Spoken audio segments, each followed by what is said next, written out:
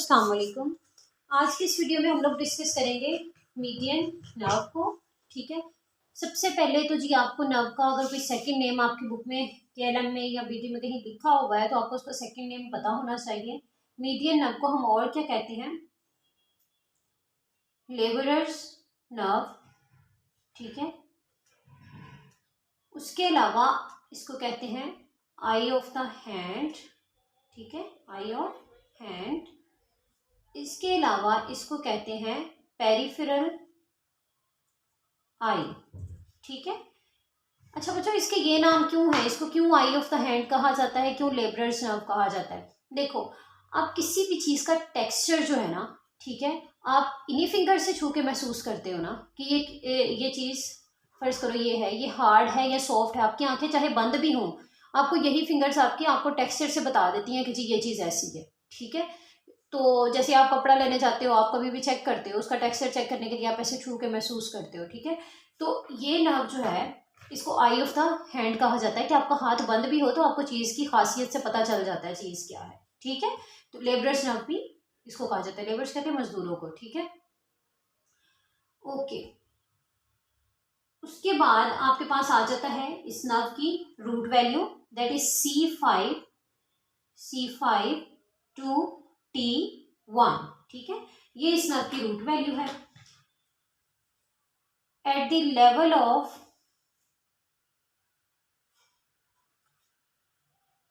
Third part of axillary artery,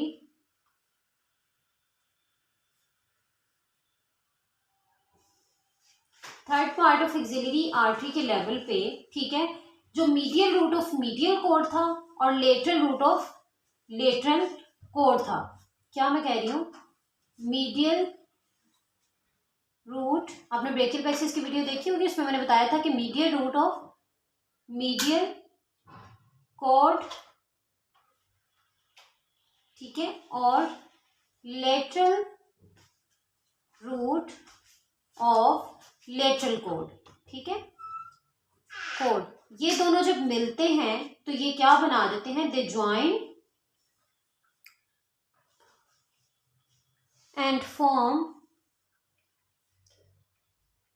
क्या बना देते हैं? Median nerve. ठीक है, ये दोनों कोड जब मिलते हैं तो ये मीडियन नर्व बना देते हैं आपकी। ठीक है, अब जो आपकी मीडियन नर्व है बच्चों, at the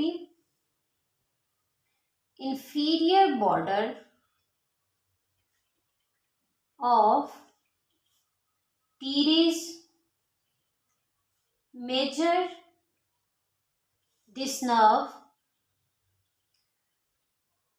enters arm from axilla। ठीक है, inferior border of teres major पे ये नर्व आर्म में एंटर हो जाती है एक्सिला वाले रीजन से। ठीक हो गया। Here it passes vertically downwards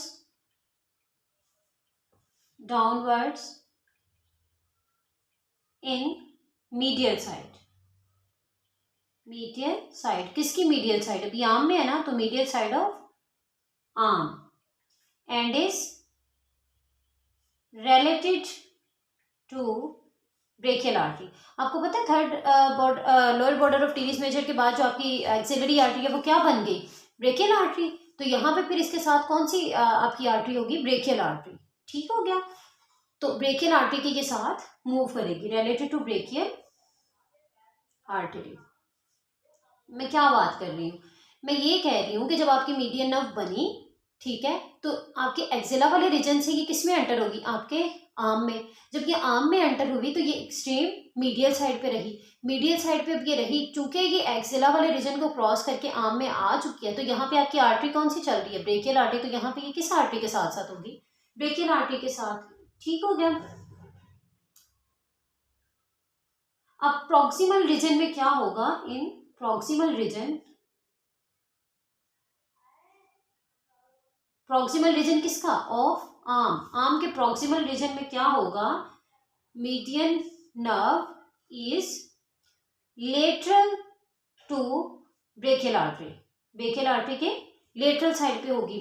while in distal reason, यानी कि आर्म के नीचे वाला जो क्यूबिटल फोसा के पास वाला रीजन है, in distal region nerve cross medial side of brachial artery. ठीक है, अब ये आ गई मीडियल साइड पे। बच्चों आपको याद होगा कि जब हम लोगों ने क्यूबिटल फोसा किया था उसके कॉन्टेंट्स हम लोगों ने क्या किए थे, एम बी टी आर, जिसमें एम क्या था मीडियन नर्व, बी क्या था ब्रेकियल आर्टरी, ठीक है, टी से टेंडन ऑफ बाइसेप्स ब्रेकाई और आर से रेडियल नर्व। अब एक्सट्रीम मीडियल पे आपके क्यूबिटल फोसा, ये क्यूबिटल फोसा ही है ना, डिस्टल रीजन जो आर्म का है उसके पास क्यूबिटल फोसा ही आपका। तो डिस्टल रीजन में ये नर्व कहाँ पे आ गई, medial side of brachial artery के। ये ब्रेकियल आर्टरी ये आपकी मीडियल साइड थी, ये आपकी लेटरल साइड थी। ठीक है, तो मीडियल साइड पे ब्रेकियल आर्टरी के एक्सट्रीम मीडियल साइड पे आ गई। तो यही बात मैं कर रही हूँ कि nerve crosses medial side of brachial artery. ठीक हो गया। Then here it give branch to pronator। अब वहां पे मसल्स कौन से हैं, pronator teres muscle, pronator teres proximal to elbow joint, elbow joint. ठीक है, यहाँ पे किस मसल को सप्लाई कर दिया, प्रोनेटर टीरीज को। Then it enters in cubital fossa. ठीक है, क्यूबिटल फोसा में ये क्या रही, medial side of brachial artery. ठीक है, मीडियल टू ब्रेकियल आर्टरी। ठीक है बच्चों, then it leaves cubital fossa by passing between two heads of pronator teres and of flexor digitorum superficialis. ठीक है बच्चों, यहाँ पे ये किनके इसके बाद ये किनके दरम्यान में से पास करती है, pass between pronator teres muscle and flexor digitorum superficialis. इसके बाद ये किन दो मसल्स के दरम्यान में से पास करेगी, flexor digitorum superficialis and flexor digitorum profundis muscle. ठीक है बच्चों, फिर ये पास किनके दरम्यान में से करेगी, between flexor digitorum superficialis and flexor digitorum profundis muscle. Then it comes lateral to flexor digitorum superficialis muscle। फिर flexor digitorum superficialis muscle की भी क्या हो जाएगी, lateral साइड पे आ जाएगी। ठीक है, then it lies between tendons of palmaris longus and flexor carpi radialis muscle. ठीक है, पाल्मेरिस लोंगस और फ्लेक्सर कार्पाई रेडियलिस मसल के टेंडन्स के दरमियान में से गुजरेगी। ठीक है, leaves forearm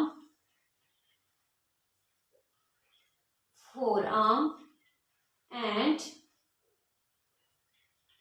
enter palm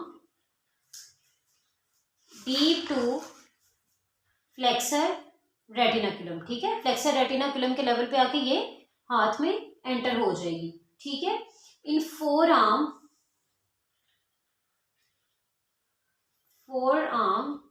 it gives two branches. ठीक है, one is anterior interosseous nerve, second one is palmar cutaneous branch.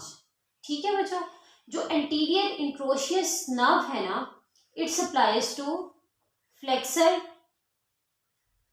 Pollicis longus, flexor digitorum profundus और प्रोनेटर क्वाड्रेटस, आपके डीप मसल्स को ये सप्लाई करेगी। और जो पाल्मर क्यूटेनियस ब्रांच है ना इसकी, it passes superficial to flexor retinaculum. ठीक है, ये फ्लेक्सर रेटिनाकुलम के ऊपर से गुजर जाती है। ठीक है, और हाथ को क्यूटेनियस इनर्वेशंस दे देती है। अब मीडियन नर्व जो है कार्पल टनल में से, जो मीडियन नर्व इनको सप्लाई करने के बाद कार्पल टनल में से गुजरी है, ये नर्व फर्दर जो है वो दो ब्रांचेस दे देती है। One is recurrent, second one is Palmer digital nerve. ठीक है बच्चों, जो आपकी रिकरेंट ब्रांच है ना, इट सप्लाइज टू, ये किन मसल्स को सप्लाई करेगी recurrent branch, it supplies to abductor pollicis brevis, flexor pollicis brevis and opponens pollicis muscle, ठीक है। ओके, जो आपकी पाल्मर डिजिटल नर्व है ना, ठीक है, ये आपकी सप्लाई करेगी पाल्मर सरफेस की 3.5 डिजिट्स को, ठीक है, और नेल बेड्स को। बच्चों मैंने क्या कहा, मैं अपनी बात को आप लोगों को समझा दूं। यहाँ पे मैंने आपसे कहा ना कि at the inferior border of teres major के इंफीरियर बॉर्डर में, जब ये टीरियस मेजर के साथ टीरियस मेजर से ऊपर थी, तो तब आपके पास आर्टरी कौन सी थी, एक्सिलरी आर्टरी। तो ये नर्व किस आर्टरी के साथ साथ मूव की, एक्सिलरी आर्टरी के बाद। जब ये आर्म में एंटर होगी तो आपकी आर्टरी कौन सी थी, ब्रेकियल आर्टरी। तो फिर ये नर्व किस आर्टरी के साथ साथ होगी, ब्रेकियल आर्टरी के साथ। तो ये एमसीक्यू पूछा जा सकता है ना कि आर्म में इस आर्टरी के साथ कौन सी नर्व है, या इस नर्व के साथ कौन सी आर्टरी है, ये यहाँ पे डैमेज हुआ तो कौन सी आर्टरी कौन सी नर्व डैमेज होगी, ठीक है। तो ये आपके क्वेश्चंस यहाँ पे क्लियर हो जाएंगे।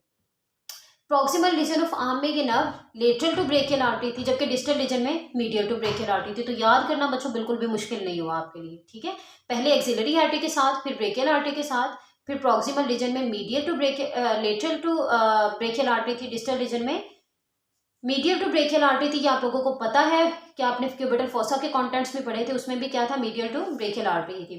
Then it passes between pronator teres muscle and flexor digitorum superficialis. अब वहां से इन दोनों के दरमियान में पास करने के बाद ये पास करेगी फ्लेक्सर डिजिटोरम सुपरफिशियलिस और डिजिटोरम प्रोफंडस के दरमियान में। देन ये डिजिटोरम सुपरफिशियलिस की भी लेटरल साइड पे आ जाएगी। देन ये मूव करेगी between tendons of palmaris longus and flexor carpi radialis muscle, leaves forearm and enters palm deep to the flexor retinaculum. Flexor retinaculum से ये हैंड में एंटर हो जाएगी। ठीक हो गया बच्चों। अब यहाँ पे ये दो ब्रांचेस दे देती है। एक ब्रांच तो वो जो डीप मसल्स को सप्लाई करती है और आपके फ्लेक्सर रेटिनाकुलम के नीचे से हैंड में एंटर हो जाती है, और एक आपकी होती है पाल्मर क्यूटेनियस ब्रांच, जिसने रेटिनाकुलम के नीचे से सप्लाई नहीं करना, क्यूटेनियस इनर्वेशन सिर्फ हाथ को देनी है, ठीक है। अगर ये नर्व डैमेज हो जाएगी तो आपकी स्किन पे कोई चेंजेस नहीं आएंगे हाथ की। किस वजह से चेंजेस नहीं आएंगे, क्योंकि क्यूटेनियस ब्रांच इसने सुपरफिशियल टू फ्लेक्सर रेटिनाकुलम दी थी, अगर फ्लेक्सर रेटिनाकुलम पे ये नर्व कंप्रेस होती है, ठीक है। अब जो डीप ब्रांच थी इसकी एंटीरियर इंट्रोशियस नर्व, उसने डीप मसल्स को सप्लाई कर दिया। जो है आपके दो ब्रांचेस दे दी, पाल्मर डिजिटल नर्व और रिकरेंट। जो रिकरेंट थी उसने abductor pollicis brevis, flexor pollicis brevis, opponens pollicis को सप्लाई कर दिया, ठीक है। That are your thenar muscles. और जो फ्लेक्सर ये पाल्मर डिजिटल नर्व थी, इसने क्या 3.5 डिजिट्स को एक्सेप्ट नेल बेड्स, ठीक है, इंक्लूडिंग नेल बेड्स, सॉरी बच्चों, इंक्लूडिंग नेल बेड्स, ये नेल बेड्स को भी सप्लाई कर देगी 3.5 डिजिट्स को इस पाल्मर साइड के, ठीक है, 3.5 डिजिट्स को इस साइड के नेल बेड्स को। ठीक हो गया बच्चों। अब हम लोग बात करते हैं इस नर्व के क्लिनिकल्स पे, मोस्ट इंपॉर्टेंट थिंग। अब हम लोग बात करते हैं इसके क्लिनिकल पे। एक आपके पास इसका क्लिनिकल है हैंड ऑफ बेनेडिक्शन। तो हैंड ऑफ बेनेडिक्शन किस नर्व की डैमेज होने की वजह से होता है, दैट इज मीडियन नर्व। एक आपके पास बच्चों आ जाता है प्रोनेटर सिंड्रोम, ठीक है। एक आपके पास आ जाता है पॉइंटिंग फिंगर सिंड्रोम, ठीक है। एक आपके पास आ जाता है एंटीरियर इंटरोशियस, मैं आपको समझाती हूँ, ये एंटीरियर इंटरोशियस सिंड्रोम। एक आपके पास आ जाता है बच्चों कार्पल टनल सिंड्रोम। ये सारे वो क्लिनिकल्स हैं जो आपकी किस नर्व की वजह से होते हैं, मीडियन नर्व की कंप्रेशन की वजह से। ठीक हो गया बच्चों। हैंड ऑफ बेनेडिक्शन जो है, हैंड ऑफ बेनेडिक्शन, इसमें क्या होगा, आपका मीडियन नर्व जो है वो आपको पता है आपके सप्लाई करती है 3.5 डिजिट को, और दरमियान में दो लम्ब्राइकल्स इस साइड पे आ जाते हैं, एक दो लम्ब्राइकल्स को ये सप्लाई कर देती है, ठीक है, और 3.5 डिजिट को सप्लाई करती है। तो जब ये नर्व इंजर्ड होगी, जब मीडियन नर्व आपकी इंजर्ड होगी, तो आपका जो सेकंड और थर्ड फिंगर है, सेकंड और थर्ड फिंगर, वो फिस्ट नहीं बना पाएंगे, वो हाथ, जब आपकी ये नर्व भी डैमेज है, ठीक है, तो इनकी एक्सटेंशन जो है वो इनकी पॉसिबल नहीं होगी, सॉरी, इनकी एक्सटेंशन जो है वो आपकी पॉसिबल नहीं होगी, तो ये आपकी फिस्ट नहीं बना पाएंगे। इनमें आपने क्या लिखना है कि जब मीडियन नर्व इंजर्ड होगी, when median nerve is injured, ठीक है, second and third finger will not make fist, ठीक है, दे विल रिमेन एक्सटेंडेड, ठीक है, बस यूं ही होंगे, ऐसे नहीं हो पाएंगे, ठीक है, बंद नहीं हो पाएंगे, रिमेन एक्सटेंडेड, ठीक है बच्चों। हैंड ऑफ बेनेडिक्शन में ये आपके पास ये होता है। अब जो आपको प्रोनेटर सिंड्रोम है, इसमें भी यही कि अगर ये नर्व कहाँ पे डैमेज हो जाए, प्रोनेटर टीरिस के नीचे, तो फिर भी इसका भी यही केस आपके पास, इसका भी यही केस, आपके सेकंड और थर्ड फिंगर फिस्ट नहीं बना पाएंगे। उसके बाद बच्चों आ जाता है आपका pointing finger syndrome. Pointing finger syndrome में भी बिल्कुल यही बात है कि आपका जो है वो